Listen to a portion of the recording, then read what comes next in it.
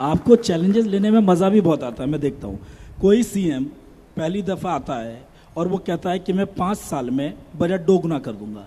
ये कितना बड़ा चैलेंज है, ये आप भी अच्छे से समझते हैं, हम भी समझते हैं, क्योंकि पूरी दुनिया कह रही है कि दुनिया जो है, पूरे अर्थशास्त्री कह रहे हैं कि बहुत दिक्कतों में जाने वाली है आर्थिक तौर पर। लेकिन इतना बड़ा चैलेंज आपने खुद ले लिया। आपने कहा कि मैं सारे जिलों की सीमाएं बदल दूंगा। आपने 55,000 थानों की सीमाएं बदल दी। आपने बोल दिया मैं सारे जिलों की सीमाएं बदल दूंगा। वो भरैये के छत्ते में हाथ डालने जैसा होता है, उससे पॉलिटिकल फायदे भी होते हैं, नुकसान भी होते हैं।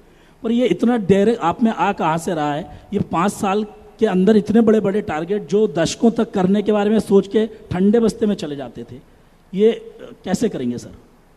देखिए साहब, मैं अगर आपने ये बात कही है तो मैं फिर वापस सनातन संस्कृति की तरफ जोड़ना चाहूँगा। जी, हमारी गलती नहीं है। हमारी पार्टी का पहले जनसंघ के जमाने में दीपक प्रकाश का हमारा चुनाव चिन्ह था। जी, अब कमल का फूल हो गया है।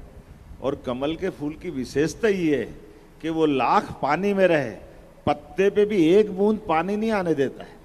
तो अव्यवस्था, अपने आप को घबराना, इन सारी व्यवस्था से डरना, अगर ये सब है तो पार्टी सरकार में क्यों आएगी? सरकार वो जो चुनौतियों से लड़ना चाहे, बड़े टारगेट रखे, हिम्मत के साथ, आशा और उम्मीद के साथ जिए। मुझे इस बात का गर्व है कि मैं ऐसी पार्टी में जो लगातार इस प्रकार का चैलेंज लेती है, जैसे नरेंद्र मोदी जी लेते हैं। तो जब हम उनको नेता मानते हैं, हमारी पार्टी इस बात के लिए जानी जाती है, तो स्वाभाविक रूप से हमको लगा कि हमको हमारा प्रदेश का भला करना है। तो भला करना तो हमारी आय को बढ़ाना पड़ेगी। तो सरकार केवल आज बन गई इसलिए 5 साल मजे करने के लिए तो नहीं। तो सरकार का उत्तरदायित्व है कि भविष्य में जहाँ से हमने शुरू किया और इसको अच्छे से अच्छा कैसे कर दें। तो हमने टारगेट तय किया कि हम अपनी आय के साधन को डबल करेंगे।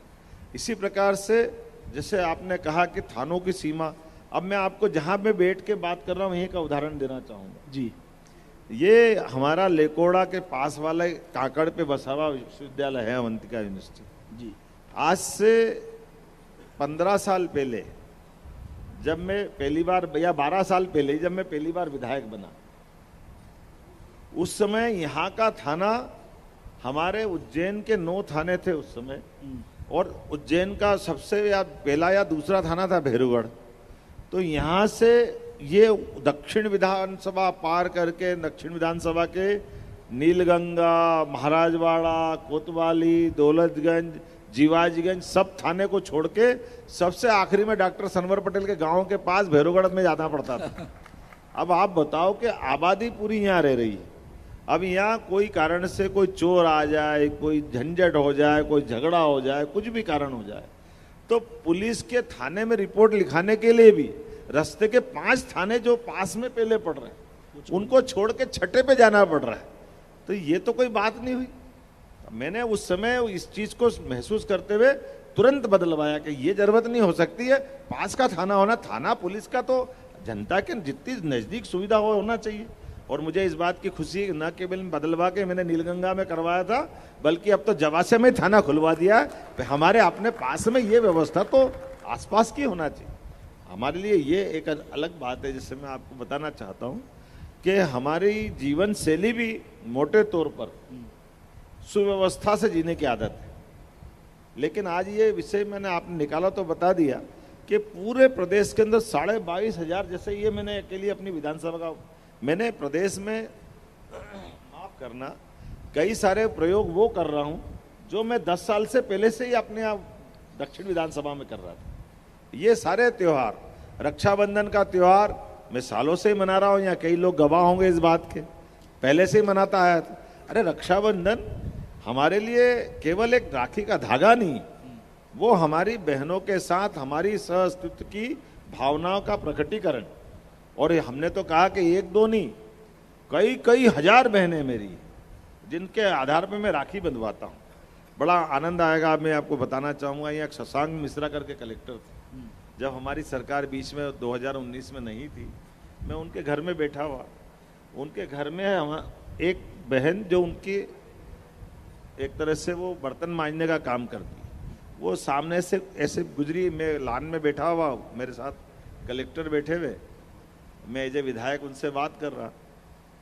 कलेक्टर को पता नहीं क्या सूझी, तो उनने पूछा कि जरा इधर आओ। तो वो आई, तो उससे बोला कि कमला भाई आप इनको जानते हो? तो उन्होंने मेरा तरफ बताया। बोले हाँ जानती हूँ। बोले कौन है? बोले मेरे भाई है।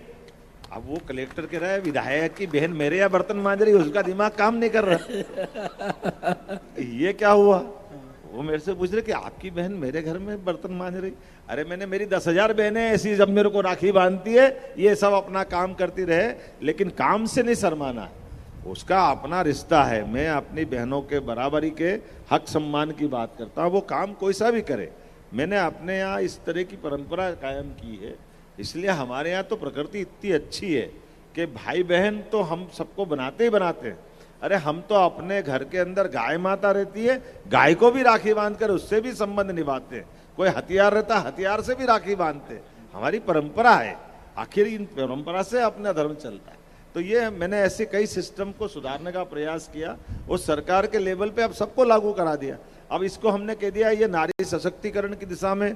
अब बताओ रक्षाबंधन पे बहनों के जिंदगी का, बहनों के बाकी चीजों का अगर गारंटी लेते हैं तो नारी सशक्तिकरण का इससे बड़ा उदाहरण क्या होगा?